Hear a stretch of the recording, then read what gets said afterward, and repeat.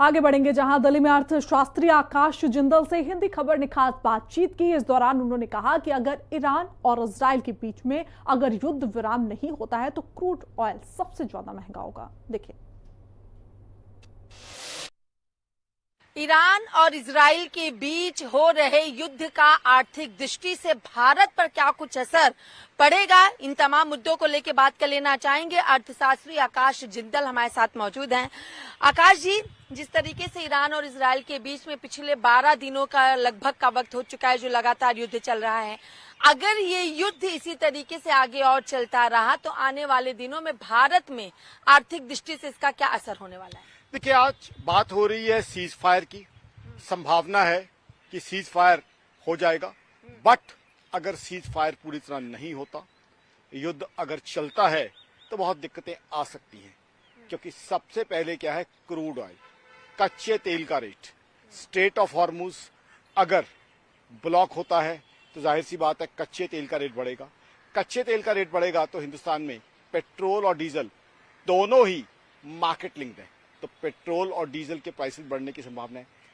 Diesel का price बढ़ेगा तो सबसे पहले इंपैक्ट आएगा आपकी और मेरी थाली पे, क्योंकि खाने पीने की तमाम चीजें जो डेली यूज होती हैं, चाहे सब्जियां हो चाहे दूध हो, I don't think there is any household in India which can sustain itself without vegetables and milk. सब्जियां हो, दूध हो, जो हर घर ने डेली कंज्यूम करती हैं, वो डीजल पे ट्रेवल करेंगी। डीजल महंगा होगा तो सब्जियां और दूध महंगे होंगे। पेट्रोल महंगा होगा तो हमारा अपना ट्रेवल महंगा हो जाएगा। उसके अलावा गैस भी उसी रूट से आती है। गैस अगर महंगी हो जाएगी तो उससे क्या होगा, कुकिंग महंगी हो जाएगी, इंडस्ट्रियल यूजेज महंगा हो जाएगा। उसके अलावा क्रूड ऑयल पेंट्स में, कई और चीजों में, पेट्रोकेमिकल में यूज होता है, तो ओवरऑल इन्फ्लेशन यानी महंगाई बढ़ जाएगी। अब महंगाई हिंदुस्तान में बहुत ही घातक चीज है। सबसे पहले तो हमारे गरीब भाई बहनों के लिए महंगाई बहुत एक तकलीफदेह चीज है। दूसरा, इकोनॉमी की टर्म्स में बात करें, प्योरली मैक्रो इकोनॉमिक टर्म्स में, inflation is something which directly is into GDP growth. Inflation reduces GDP growth. Once GDP growth is reduced, what it means is deficit would increase. If deficit is increased, the government has to levy more taxes, तो वो पूरी economy के लिए एक negative situation हो जाती है।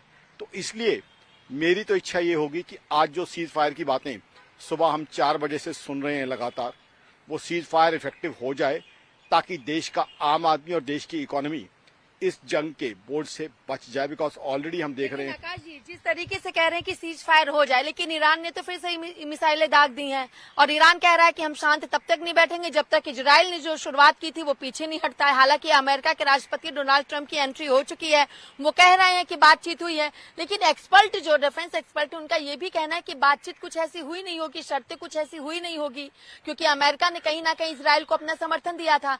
लेकिन कच्चा तेल जो एक बहुत बड़ी चीज होती है, आयात और निर्यात कितना इससे प्रभावित हो पाएगा और आम जनमानस को इसका कितना खामियाजा भुगतना पड़ सकता है?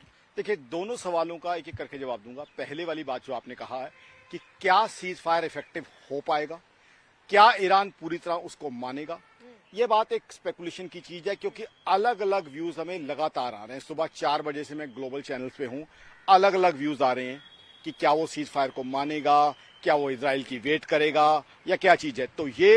तो जहां तक सीज फायर की बात है, मैंने जो करंट जो व्यूज मेरे पास आए हैं तमाम चैनल्स के थ्रू, उसके बेसिस पे अपनी विश बताई है, अपनी इच्छा जाहिर की है कि मेरी चाहत यह है कि सीज फायर हो जाए, हमारे लिए अच्छा हो।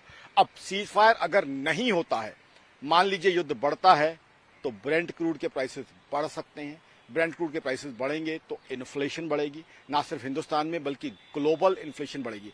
होगा। वीडियो जर्नलिस्ट विजय पाल के साथ मैं कंचन अरोड़ा, दिल्ली, हिंदी खबर।